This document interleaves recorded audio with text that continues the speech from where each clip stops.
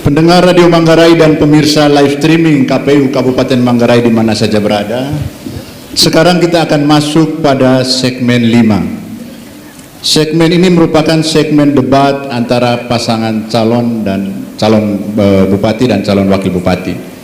Pada segmen ini, masing-masing pasangan calon akan saling memberikan pertanyaan dan saling menanggapi.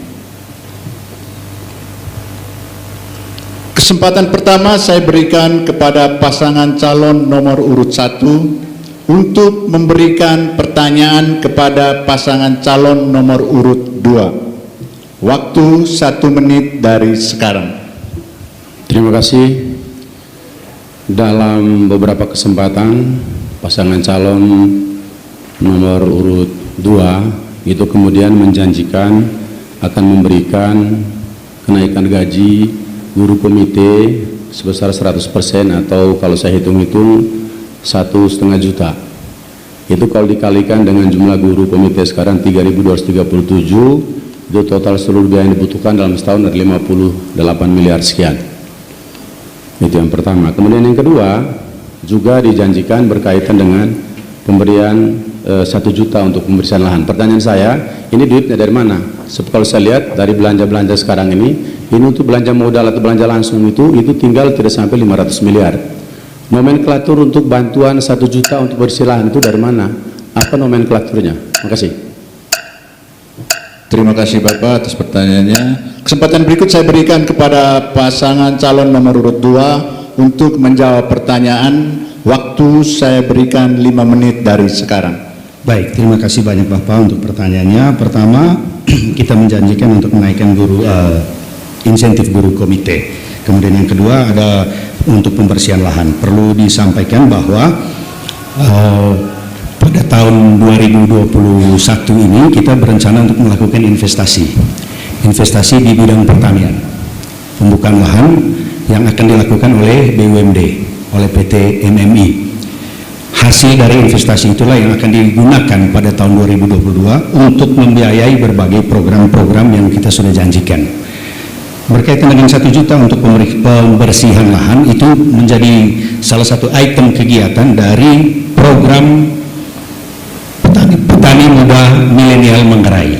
Program Petani Muda Milenial Manggarai ini adalah program yang didesain untuk membuat atau merangsang petani muda, merangsang para pemuda untuk kembali mengerjakan kebun atau lahan yang sudah ada atau lahan yang masih belum digarap. Ini terutama untuk menyediakan komoditi yang strategis yang sesuai dengan tren yang sedang terjadi di pasaran. Kita ambil contoh jahe merah, porang, tanaman hortikultura baik sayur-sayuran maupun buah-buahan. Itu juga menjadi salah satu jalan keluar bagi persoalan pengangguran yang ada. Kita tahu bersama bahwa salah satu masalah penting di Manggarai saat ini adalah lahan memang tersedia, tapi modal untuk mengerjakan itu jadi masalah.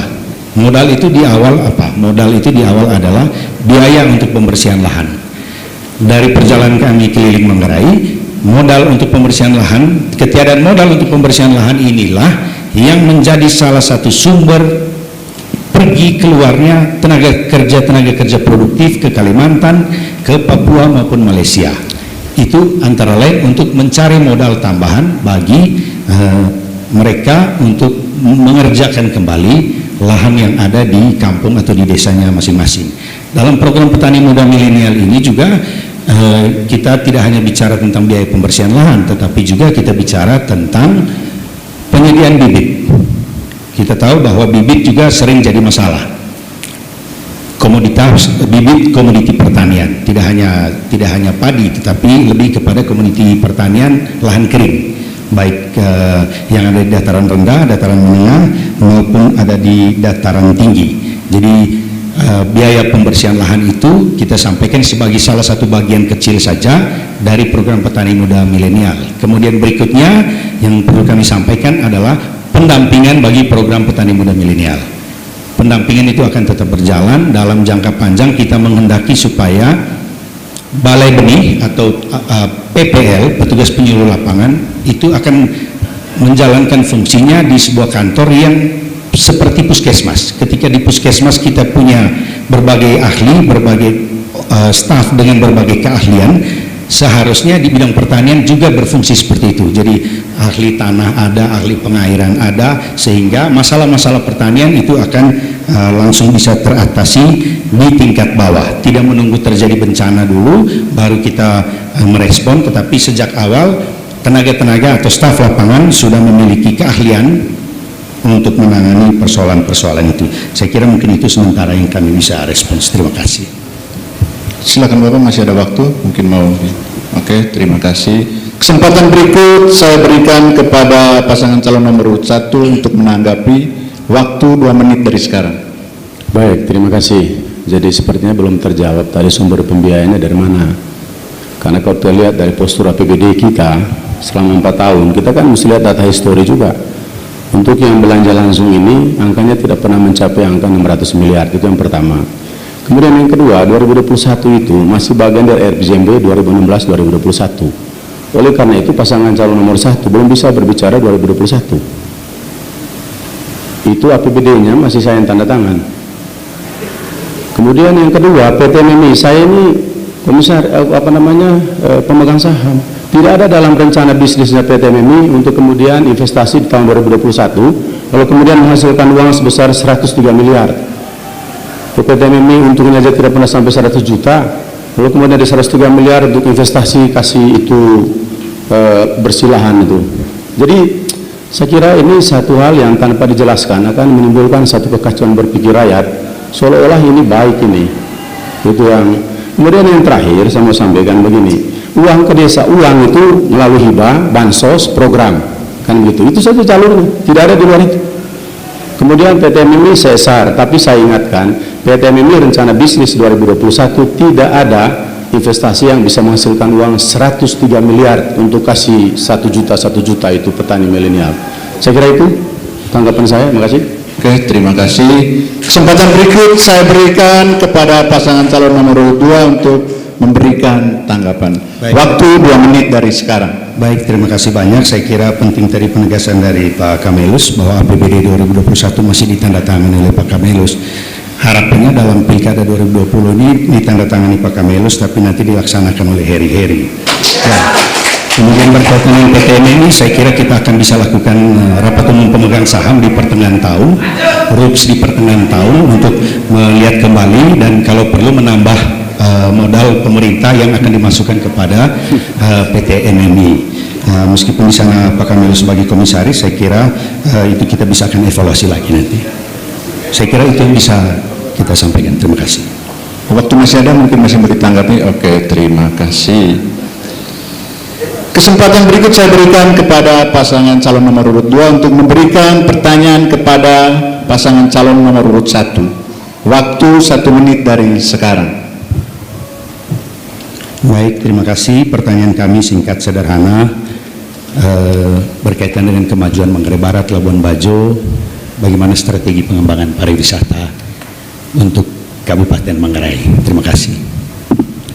Terima kasih. Saya persilakan pasangan calon nomor urut 1 untuk menjawab. Waktu 5 menit dari sekarang. Baik, terima kasih banyak. Manggarai Barat dia mendapat berkat untuk kemudian menjadi salah satu destinasi pariwisata unggulan, dan saya kira Pak Heri juga waktu itu sempat menjadi salah seorang otorisator dalam rangka pengembangan pariwisata Labuan Bajo, dan mudah-mudahan pada saat itu memang sudah ada satu desain begitu untuk kemudian bagaimana Manggarai ini juga harus dilihat sebagai salah satu bagian integrasi dalam kaitan pengembangan pariwisata Labuan Bajo. Itu yang pertama.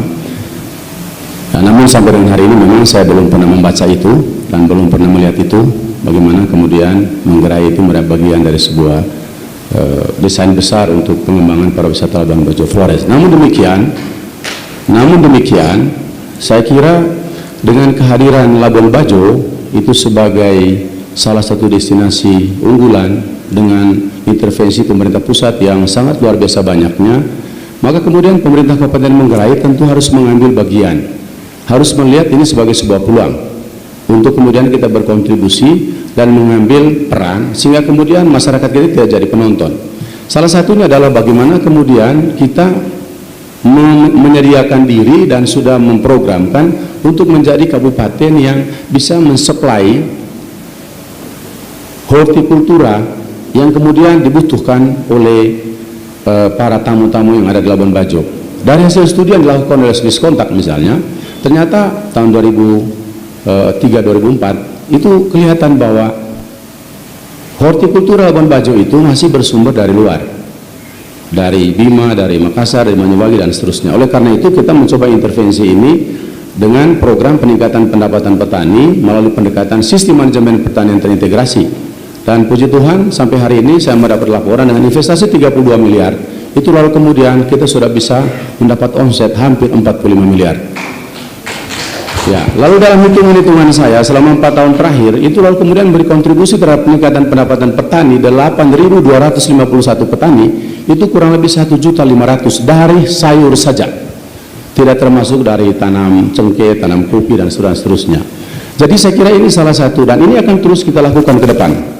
Bagaimana Manggarai harus tetap mengambil peran dan posisi penting dalam kaitan dengan untuk memberikan kontribusi dalam rangka pemenuhan kebutuhan hortikultura Labuan Bajo. Tentu nanti akan dikembangkan lagi kepada buah-buahan dan seterusnya. Itu yang pertama. Kemudian yang kedua, tentu saja di Manggarai sendiri ini juga kita mempunyai destinasi-destinasi yang bisa kita andalkan. Antara lain Verbo, lalu kemudian juga Pulau Mules, dengan ada listrik di Pulau Mules sekarang, itu lalu kemudian memberikan satu pintu masuk yang baru bagaimana Mules itu lalu dijadikan sebagai salah satu pulau yang kemudian bisa dijadikan destinasi pariwisata. Oleh karena itu akan benahi.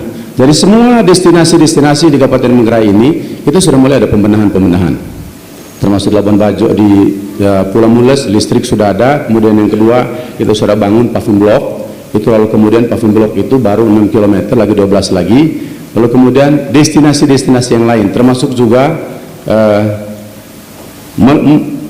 Lodok misalnya, itu juga merupakan salah satu destinasi yang sudah mulai kita dandani walaupun itu belum maksimal.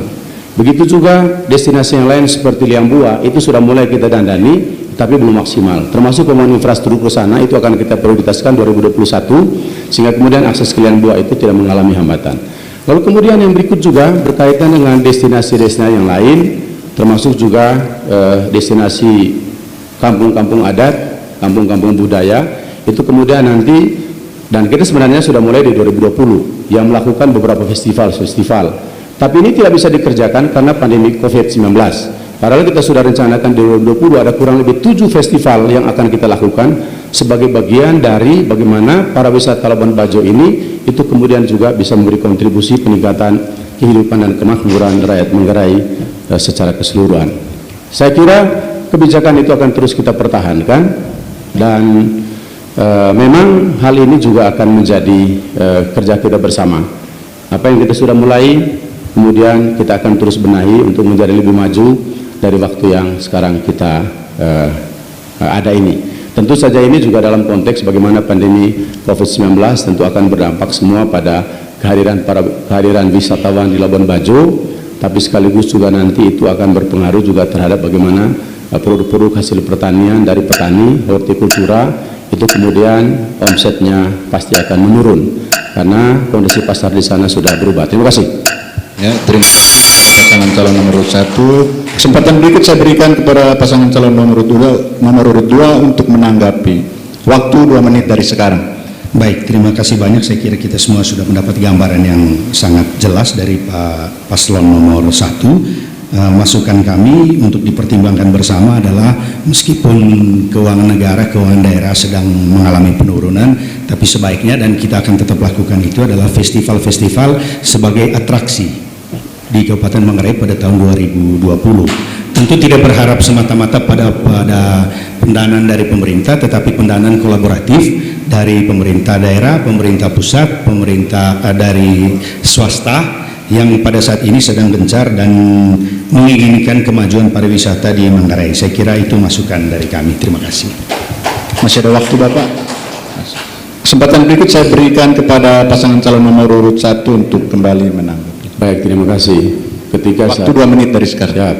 Ketika kami mendesain festival, kami tahu bahwa itu memang adalah bagian dari satu upaya untuk mempromosikan Manggarai ini.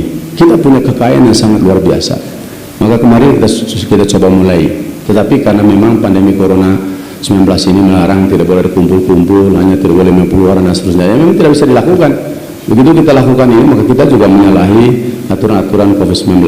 Sebenarnya yang kami harapkan juga selama ini adalah bagaimana kemudian ketika Pak Heri ini menjadi salah satu otorisator di sana, itu kemudian memberikan semacam peta tentang bagaimana sih sebenarnya pengembangan pariwisata Labuan Bajo Flores ini, dan di mana kira-kira Manggarai dalam peta itu. Sehingga demikian sebenarnya kita jangan menunggu jadi bupati dulu, tapi pada saat kita memainkan peran itu, maka saya kira kontribusi itulah yang kita harus lakukan. Tapi ya jujur saja mungkin saya tidak melihat atau kurang membaca, tapi sepanjang yang saya tahu memang belum ada satu grand design yang disusun oleh badan otorita waktu itu, termasuk beliau ada di dalamnya.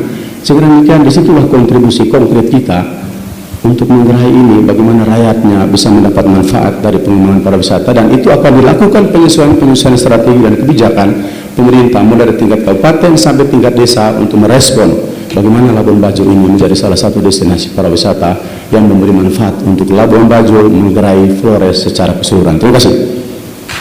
Masih ada waktu Bapak, masih mau ditambahkan? Ya, saya kira cukup. Oke, terima kasih kepada pasangan calon nomor urut 1. Mari kita berikan tepuk tangan yang meriah kepada kedua pasangan calon ini. Terima kasih. Sebelum kita memasuki segmen ke-6, yaitu segmen closing statement dari masing-masing pasangan calon Bupati dan Wakil Bupati Manggarai tahun 2020, mari kita saksikan jeda iklan.